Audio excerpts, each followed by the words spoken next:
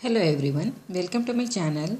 I am MK Javintas. Today in this video I am giving you the knowledge about the third module of the subject software engineering for third sem CSC CBCS PTU students. I am dedicating this video to all these students. Now let us begin. Introduction. System modeling is the process of developing abstract models of a system, with each model presenting a different view or perspective of that system. Generally, system model is represent using Unified Modeling Language (UML). Models of the development. Models of the existing system are used during requirements engineering. They help clarify what the existing system does and can be used as a basis for discussing its strengths and weaknesses. These then led to requirements for the new system. Models of the new system are used during requirements engineering to help explain the proposed requirements to other system stakeholders. Engineers use these models to discuss design proposals and to document the system for implementation. In a model-driven engineering process, it is possible to generate a complete or partial system implementation from the system model. Different perspective models. An external perspective, where you model the context or environment of the system, and interaction perspective, where you model the interactions between a system and its environment or between the component of a system. A structural perspective, where you model the organization of the system or the structure of the data that is proposed by the system. A behavior perspective, where you model the dynamic behavior of the system and how it responds to events.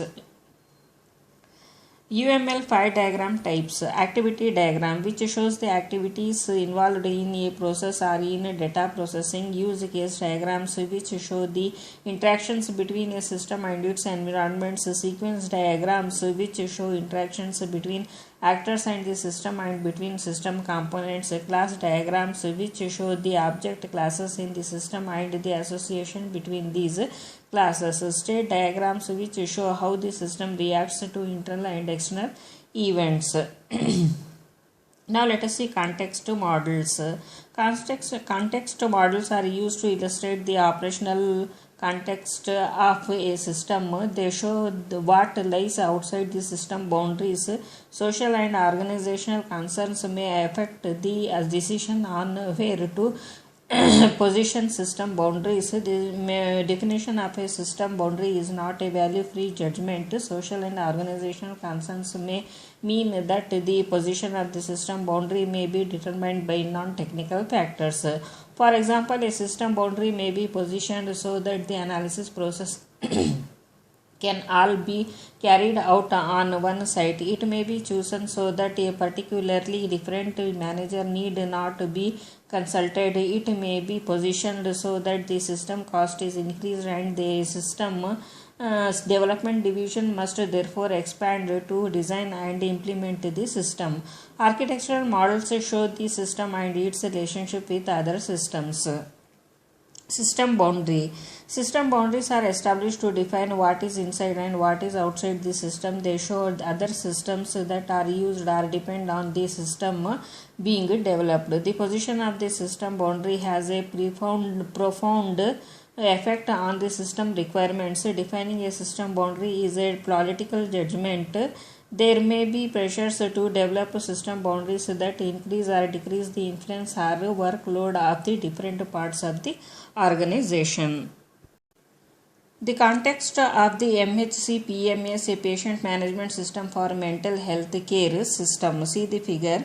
MHC PMS is connected to an appointment system and a more general patient record system with which it shares data. The system is also connected to the systems for management reporting and hospital bed allocation and statistics systems that collects information for research. Context models normally show that the environment includes several other automated systems. However, they do not show the types of relationships between the system in the environment and the system that is being specified. External systems might produce data for or consume data data from the system. They might share data with the system, or they might be connected directly through a network or not connected at all. They might be physically co-located or located in separate buildings. All of these relations may affect the requirements and design of the system being defined and must be taken into account. Simple context models are used along with other models such as business process models. These describe human and automated process in which particular software systems are used. Process model of involuntary detection. Activity diagrams are intended to show that the activities that make up a system process and the flow of the control from one activity to another. The start of the process is indicated by filled circle and end by a filled circle inside another circle.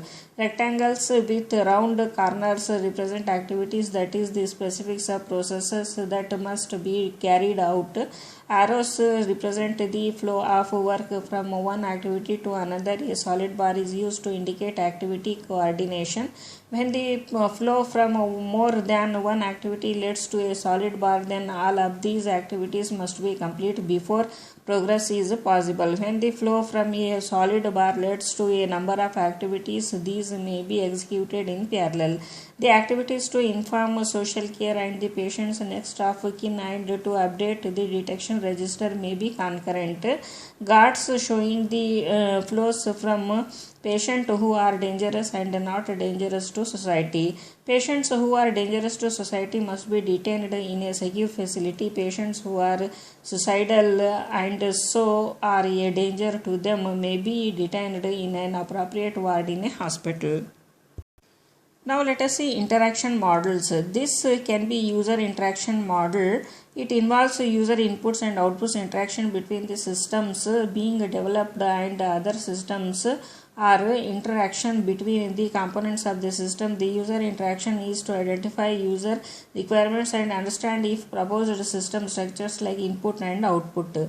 There are two interaction modeling. Use case modeling, which is mostly used to model interactions between a system and external actors, users or other systems. Sequence diagrams, which are used to model interactions between system components, although external agents may also be included. Use case modeling. Use cases were developed originally to support requirements elicitation and now incorporated into the UML. Each use case represents a discrete task that involves external interaction with a system. Actors in use case may be people or other systems represented diagrammatically to provide an overview of the use case and in a more detailed textual form. Use case is shown as an ellipse with the actors involved in the use case represented as a stick. See the figure. Tabular description of the transfer data use case. See this figure. Use cases involving the role medical receptionist. See the figure. Sequence diagrams are part of the UML and are used to model the interactions between the actors and the object within a system. A sequence diagram shows the sequence of instructions that take place during a particular use case or use case instance. The object and actors involved are listed along the top of the diagram with a dotted line drawn vertically from these. Interactions between objects are indicated by annotated arrows. Calls to the object, their parameters and the return values. A box named alt is used with the conditions indicated in square brackets. Sequence diagrams for view patient information is as shown in the figure. The medical receptionist triggers the view info method in an instance P of the patient info object class supplying the patient's identifier PID. P is a user interface object which is displayed as a form showing patient information. The instance P calls the database to return the information required, supplying the receptionist identifier to allow security checking. At this age, we do not care where this UID comes from. The database checks with a authorization system that the user is authorized for this action. If authorized, the patient information is written and a form on the user's screen is filled in. If authorization fails, then an error message is written. A sequence diagram for transfer data. See the figure. The receptionist logs on to the PRS.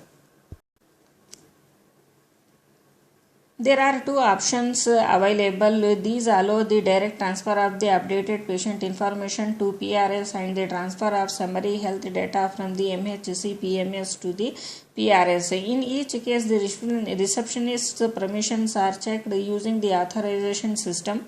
Personal information may be transferred directly from the user interface object to the PRS. Alternatively, a summary record may be created from the database and that record is then transferred. On completion of the transfer, the PRS issues a status message and user logs off. Structural models. Structural models of software display the organization of a system in terms of the components that make up that system and their relationships.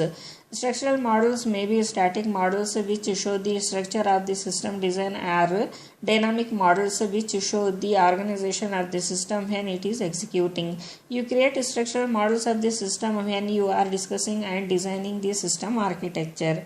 Now let us see class diagrams. Class diagrams are used when developing an object-oriented system model to show the class in a system and the associations between these classes. An object class can be thought of as a general definition of one kind of the system object, and association is a link between classes that indicates that there is some relationship between these classes.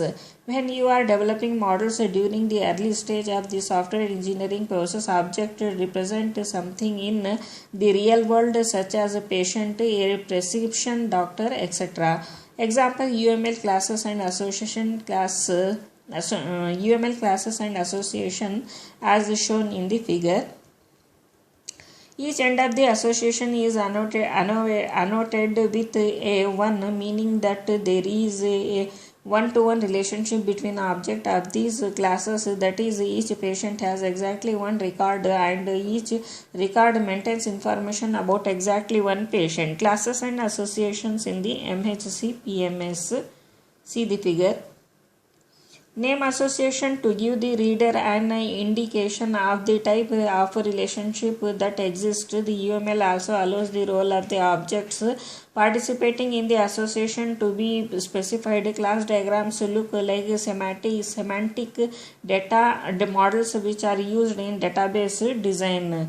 They show the data entities, their associated attributes and relations between these entities. The UML does not include a specific notation for this database modeling, as it assumes an object-oriented development process and models data using the objects and their relationship.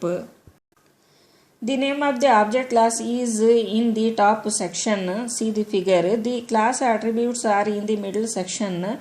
This must include the attributes names and optionally their types. The operations called methods in Java and other OO programming languages associated with the object class are in lower section of the rectangle. Generalization. Generalization is an everyday technique that we use to manage complexity rather than learn the detailed characteristics of every entity that we experience.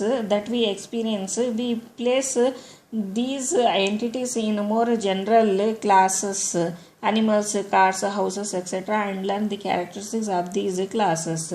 This allows us to infer that different members of these classes have some common characteristics. Example: squirrel and rats are rodents. In modeling system, it is often useful to examine the classes in a system to see if there is a scope for generalization. If changes are proposed, then you do not have to look at all classes in a system to see if they are affected by the change. In object-oriented languages such as Java, generalization is implemented using the class inheritance mechanism built into the language. In a generalization, the attributes and operations associated with higher level classes are also associated with the lower level classes. The lower level classes are subclasses inherit the attributes and operations from their superclasses. These lower level classes then add more specific attributes and operations. Example, a generalization hierarchy. See the figure. A generalization hierarchy with added detail is as shown in the figure. Object class aggregation models.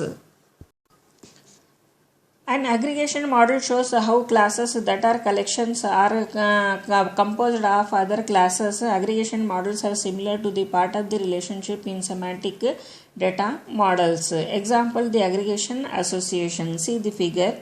The generalization is shown as an arrowhead pointing up to the more general class.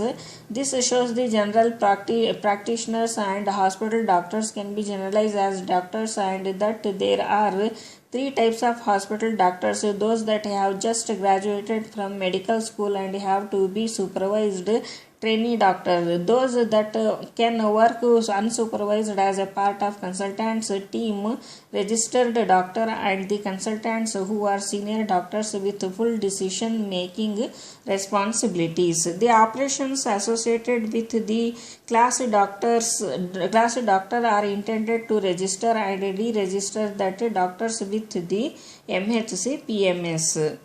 Now let us see behavioral models. Behavioral models are models of the dynamic behavior of a system as it is executing.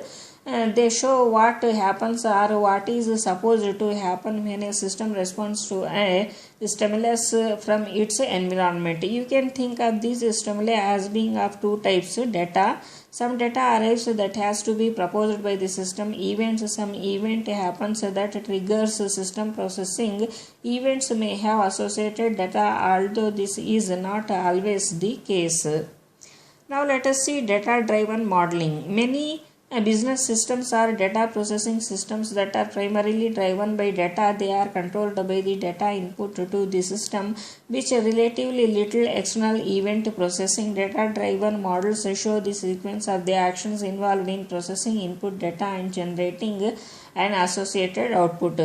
They are particularly useful during the analysis of requirements as they can be used to show end-to-end processing in a system. An activity model of the insulin pumps operation. See the figure.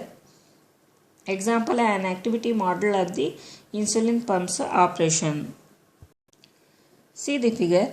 Event-driven modeling. Real-time systems are often event-driven with minimal data processing. For example, a landline phone switching system responds to events such as receiver off hook by generating a dial tone. Event-driven modeling shows how a system responds to external and internal events. It is based on the assumption that a system has a finite number of states and that events stimuli may cause a transition from one state to another. State machine models.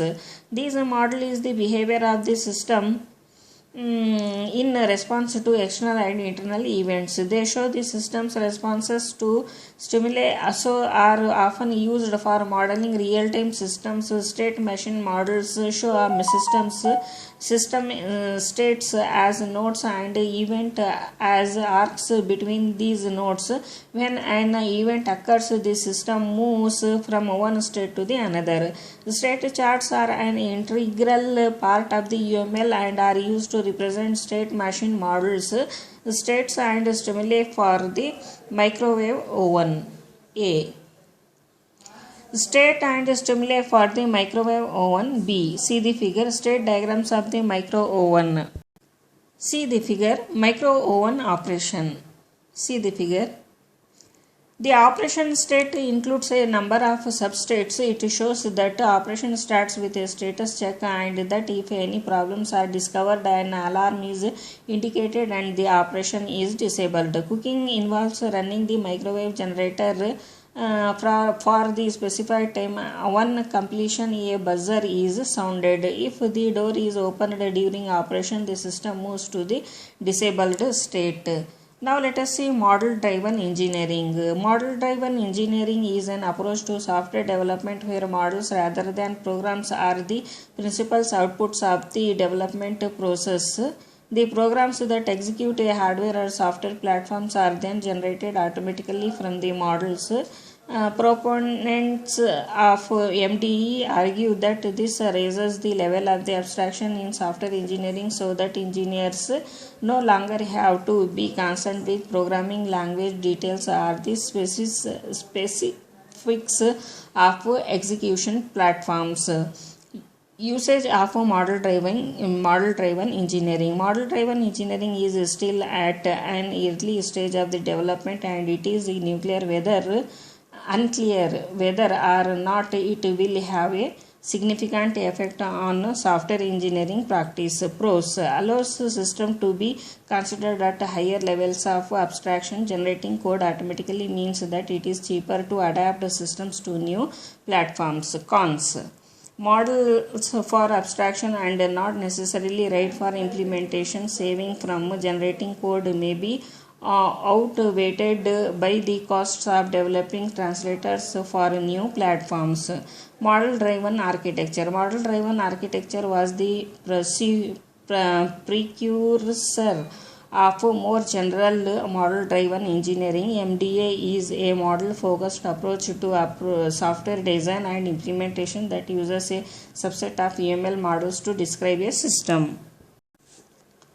Models at different levels of abstraction are created from a high-level platform-independent model. It is possible in principle to generate a working program without manual intervention. Types of the model: a computation-independent model (CIM). These models, the important domain abstractions used in the system. CIMSs are sometimes called domain models. A platform independent model (PIM). These model the operation of the system without reference to its implementation. The PIM is usually described using UML models that show the static system structure and how it responds to the external and internal events. Platform specific models (PSM). These are the transformations of the platform independent model with a separate PSM for each application platform. In principle, there may be layer of PSM with each layer adding some platform specific detail. Figure: MDA transformation. See the figure. Multiple platform specific models. See the figure. The translation of PMS to PSMS is more mature, and several commercial tools are available that provide translators from PMS to common platforms such as Java and J2EE. These rely on an extensive library of the platform-specific rules and pattern to convert the PIM to PSM. There may be several PSMs for each PIM in the system if a software system is intended to run on different platforms, example J2EE and .NET, then it is only necessary to maintain the PIM. The PSMs for each platform are automatically generated. MDA support tools include the platform-specific translators. It is often the case that these will only offer partial support for the translation from PMS to PSMs. The execution environment for a system is more than the standard execution platform, example J2EE, .NET, etc. It also includes other application systems, application libraries that are specific to a company, and user interface libraries, as these vary significantly from one company to another. Standard tools support is not available. When MDA is introduced, special purpose translators may have to be created that take the characteristics of the local environment into account. In some cases, example for user interface generation, completely automated PIM to PSM translation may be impossible. Agile methods and agile methods and MDA. The developers of MDA claim that it is intended to support an iterative approach to a development and so can be used within agile methods. The notion of the extensive upfront modeling contradicts the fundamental ideas in the agile manifesto, and I suspect that few agile developers feel comfortable with model driven engineering. If transformations can be completely automated and a complete program generated from a PAM, then in principle MDA could be used in the agile development process as no separate coding would be required.